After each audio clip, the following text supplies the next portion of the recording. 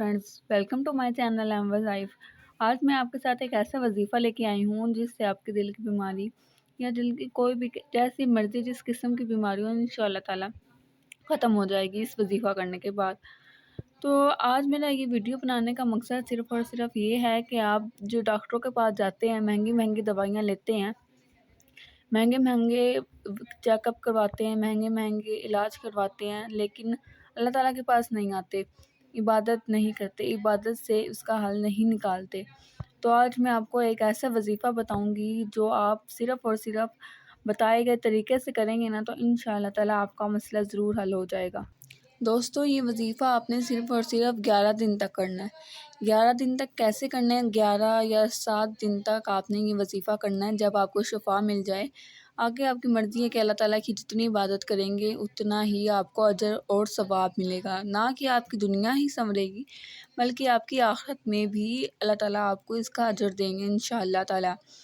आपको मैं एक ऐसा पावरफुल वजीफ़ा बताऊँगी ना कि जिससे आप दुआएँ देंगे कि बिल्कुल ही मसला हल हो गया। आपने सिर्फ़ और सिर्फ़ 21 बार पानी पर या किसी चीज़ पर दम करके खाना है या पीना है, तो आपका मसला चुटकियों में देखना अल्लाह की मर्ज़ी से कि इंशाअल्लाह ताला कैसे ख़त्म होता है। तो वो आयत मैं आपको बताती हूँ। तो दोस्तों, ये आयत है जो आपके सामने शो हो रही है। इस आयत को आपने कैसे पढ़ना है? आपने इस आयत को 21 बार पानी पर दम करके आपने पी लेना है और दुआ मांगनी है कि ए अल्लाह हमें शिफा दे। दिल से दुआ मांगनी है, दिल से करना है वजीफ़ा। जितना दिल से आप करेंगे आपको उतना ही फ़र्क महसूस होगा। जितना अल्लाह के ऊपर भरोसा रखेंगे अल्लाह ताला उतना ही आपको जो है क्रेडिट देगा उसका।